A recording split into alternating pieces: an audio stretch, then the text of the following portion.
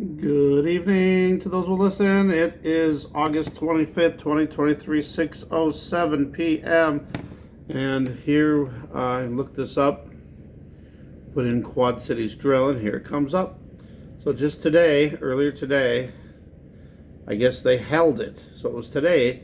A couple days ago, they put out the thing saying that they were going to have this.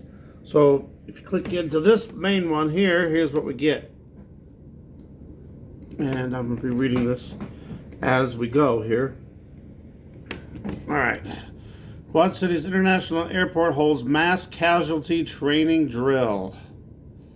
It says it's tri-annual, but I've never heard of this before. I don't know why they put that there. Well, anyway. So, all right. The main runway of the QC International Airport was alive with emergency vehicles Thursday morning. That's funny. Boy, the way they word some of these articles, it's a mass casualty drill, but the airport was alive with emergency vehicles. Come on. Thursday morning, despite nothing being wrong. Instead, emergency crews from the airport nearby were preparing in case of a tragedy ever does happen there. Interesting. The FAA, Federal Aviation Association, requires the airport to conduct a mass casualty incident training session every 3 years. Oh, every 3 years. I thought it was 3 times a year. Yeah, a session every 3 years. It's funny I never heard of it before.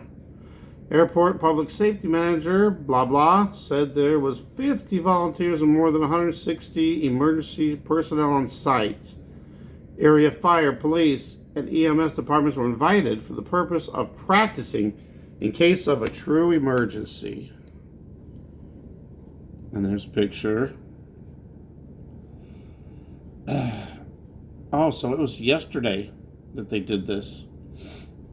Prior to the start of the drill, staff from Unity Point Trinity, that's where I go, were on site putting fake wounds and lacerations on volunteers for emergency responders to practice dressing them in the field.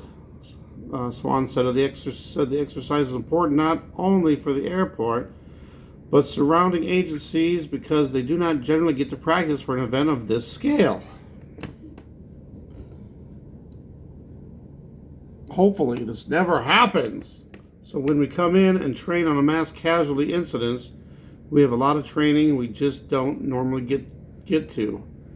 They always have the one-offs like car wrecks or 1 or 2 people in the house fire, but they don't come in and get to have the sense of a mass casualty drill with 50 victims.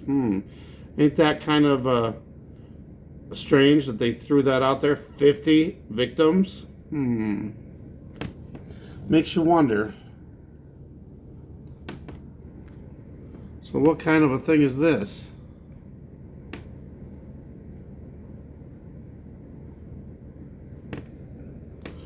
Let's read the caption here. Volunteer lays on the runway. The airport held a training exercise for a mass casualty event that included more than 100 and blah, blah, blah. All right, although the training took place at the airport, let me move this up a little, it can be helpful for preparing for other incidents. The triage and teamwork skills will remain the same no matter what the event is. Especially with a mass casualty, it could be anything from a Greyhound bus to an airplane. Thursday morning, every volunteer wore a lanyard with a card attached that stated their injuries. At the start of the drill, a call came over the radio stating a plane was inbound but having engine problems. Second call came over soon stating it was on fire. And move this up. Airport personnel in the control tower were aware of the drill and participating as they would if in the event of a real crash. The airport continued to function despite the drill with flights using a separate runway. And another picture. Why are the victims laying way over here? All right.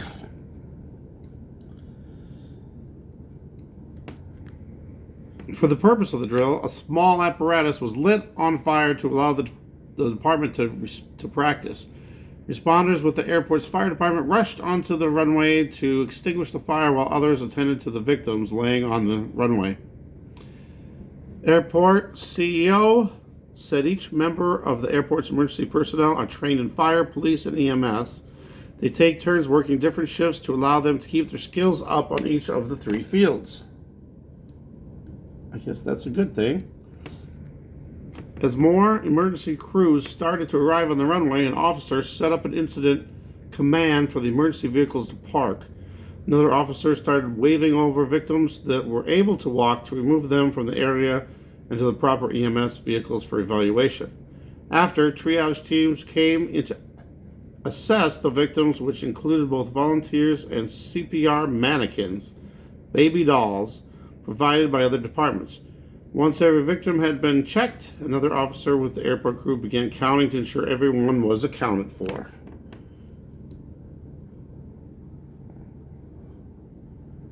Most were able to walk off the runway, but a few were designated with injuries that prevented movement. First responders put these people on stretchers and loaded them into waiting ambulances where they were taken to area hospitals. Moline Fire Department said his teams started by helping put out the fire, then helped with establishing operations, transport, and triage. We find they were able to work through some of the problems we see by having the drill, but it's an opportunity for multiple agencies to come together with different procedures to facilitate this exercise. He said the drills are great because real-world practice will always win out over simply discussing the plan. I guess it keeps going on. With every event like this, you can try to do it on paper and try to plan it out, but until you put all the vehicles and all the personnel in one area, you really start to identify your weaknesses, because there may be something that we can work on to do better. We find that being out here in the real world, there's things that you don't think about. Being able to work with multiple agencies, which all work a little differently and use different equipment, also enhances their skills. Going through the entire simulation from start to finish allows the different crews to take what they have learned and apply it to other situations. Each year that we do this, we have improved. Even though this is an airport exercise, the part of the mass casualty and triage helps us. Everything that we learned today can be used at other places. All right, so that was it, I guess. And then it went on to other stuff. So let me know if you guys are having any similar drills in your areas or in cities that you might live near. I don't know if this is anything to be concerned about, but you know, whenever they're doing drills like this, it makes you wonder, do they know something? You know, do they know something that don't know? Let's take a quick check at this video right here. It was on the news 2 days ago on YouTube. Huh? This is Channel 8 News, WQAD. And this week, training drills will be conducted in the Quad Cities. The Quad Cities International Airport and Vibra Arena at the Mark will be both holding exercises for mass casualty training. Arena.